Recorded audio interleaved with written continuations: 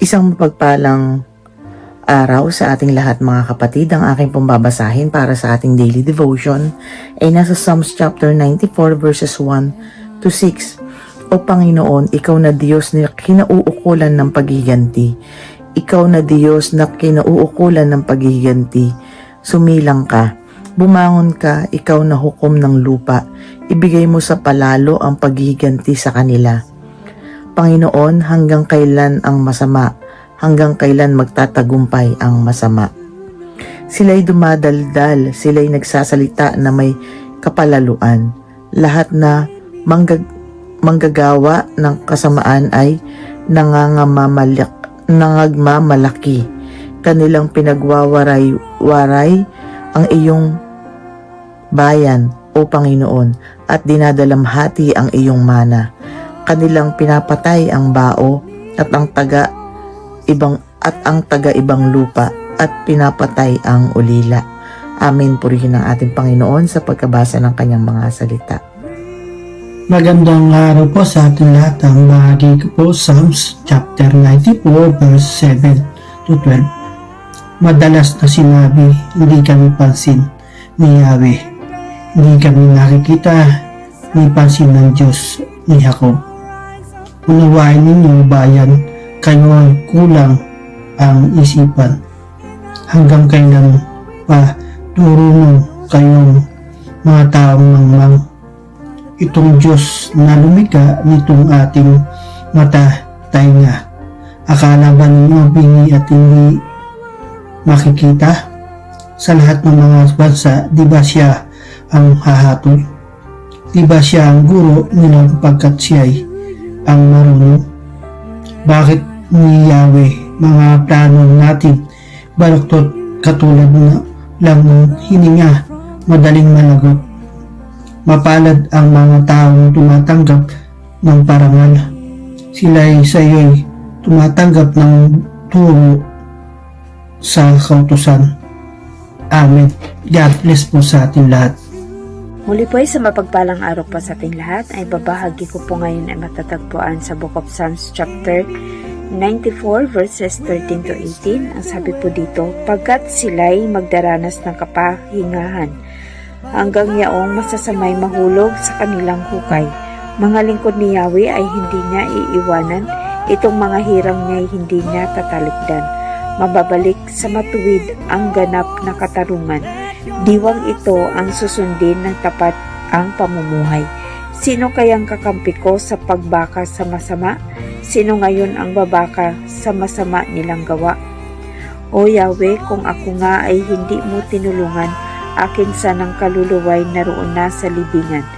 Kapag aking nagunitang ang paako'y dumudulas, dahilan sa pag-ibig mo, O Yahweh, ako'y tumatatag. Amen. Purihin po ang Panginoon sa pagkakabasa ng kanyang mga salita. Good evening po. Tayo po magbahagi muli ng ating devotion sa Psalms chapter 94 verses 19 to 23. Sabi dito, kapag ako ay ginugulo ng maraming suliranin, ang wagas na pag-ibig mo ang umaaliw sa akin.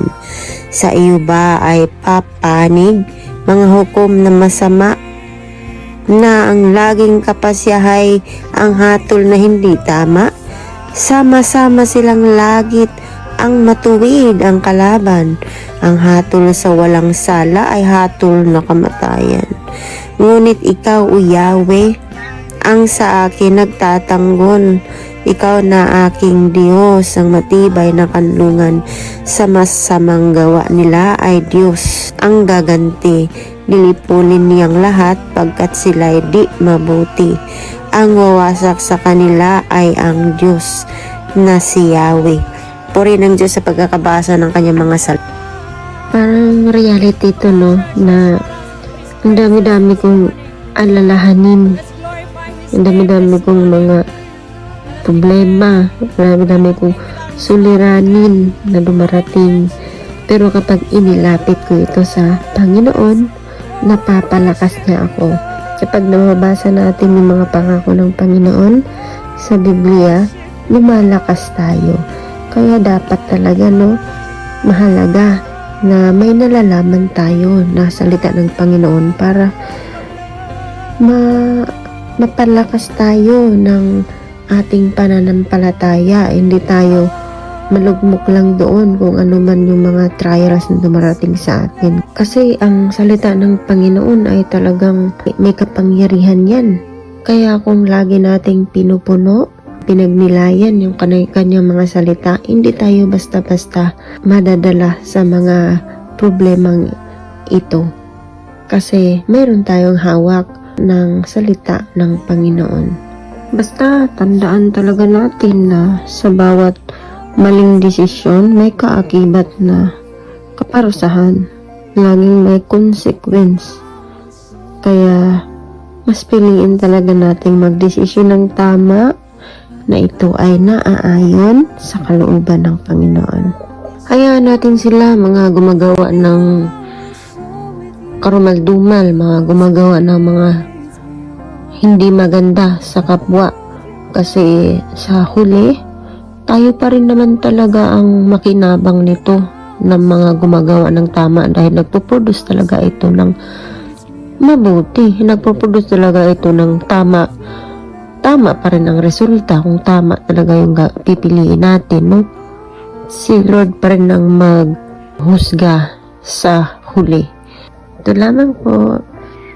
Magandang araw.